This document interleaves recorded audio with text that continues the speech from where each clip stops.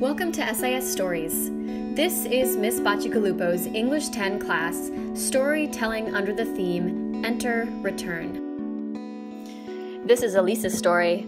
Listen to how she tells about how we find confidence in our most nervous moments. Most musicians probably know that practice makes perfect. Even the most overwhelming pieces can be mastered by anyone. But also, the way that it is played, the emotions that are woven in with the music can be what affects your song the most. Good posture, relaxation, practice, and most importantly, confidence was what I was taught ever since I started my journey with my violin. However, being the shy 10-year-old I was at that time, I couldn't understand how I could exert confidence while playing. And it was like that for 3 years until the day of my first violin exam. And so I twitched and I shifted in the uncomfortable plastic chair of the registration room. My private violin teacher sat next to me, swiftly gliding a pen across exam registration papers. I sank even lower in my chair as she started to converse with the receptionist.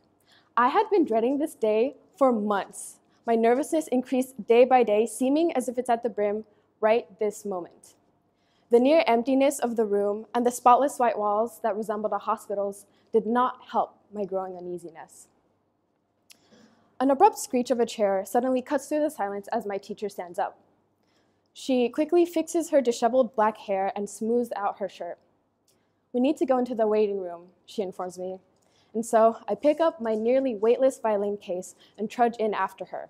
And this room, it seemed almost identical to the room before, silent and intimidating.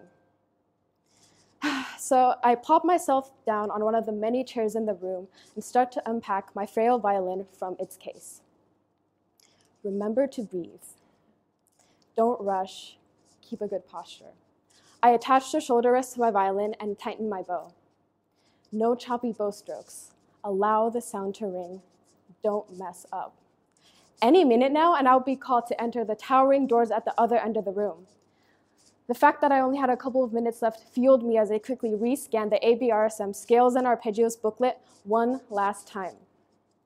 And then I heard it. My name was called. I started to become aware of the lump that had formed in my throat as I picked up my bow and my violin. "Good luck," my teacher whispered to me. A forced smile tugged at my lips as I inched myself closer and closer to the doors and turned the handle. I entered the dimly lit room, stepping on wooden boards as dark as freshly brewed coffee. I saw a petite lady that sat in the far corner of a room.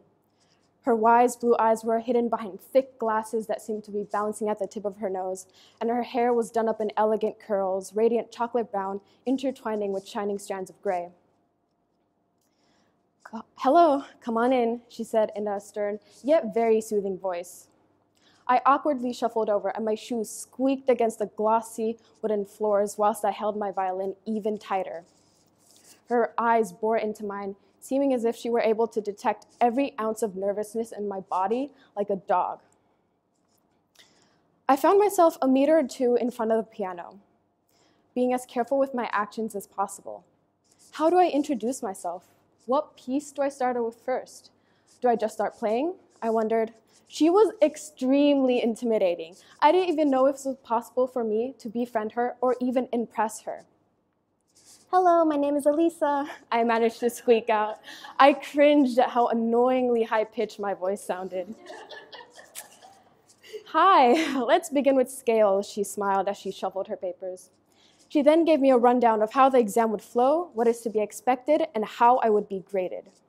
I tried my best to understand all that I could through her jumble of intricate vocabulary and through the extremely loud thumping of my heartbeat in my ears.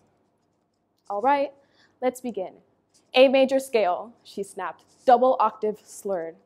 I was immediately overwhelmed with anxiety, but I reminded myself to stay calm, as scales were one of my strongest points. So I held up the wooden body of my violin and raised my bow above the strings. I didn't hesitate as I started to play. The familiar tune slowly eased into the sounds as I started. But suddenly, my fingers fumble, and a blaring flat disrupts the flow. My heartbeat increases rapidly as I try my best to recover the rest of the scale. The last note hung in the air. There was a moment of silence as she averts her eyesight and scribbles down some notes. All right, she exhales. Play song B2.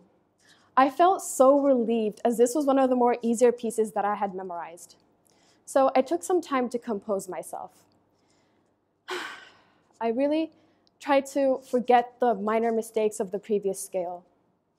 So I straightened my posture, held my bow up below my chin, and I let my bow hover above the strings for a moment. This was it. It was my last chance to prove myself, to really show what I was capable of. And so I told myself, I can do it.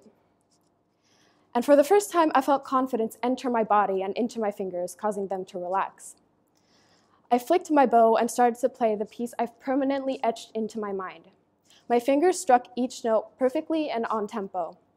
The smooth hairs of the bow glided along the strings, creating a melodious sound that I've learned to love. I smiled throughout the rest of the piece and ended powerfully, letting the last note resonate beautifully through the room. A radiant smile was plastered on my face as I felt a sense of pride. Mere words could not express all the emotions that I felt at that moment. However, I was extremely grateful for all those months of practice that not only made me feel more confident in my skills, but also made me fall in love with music even more. Thank you.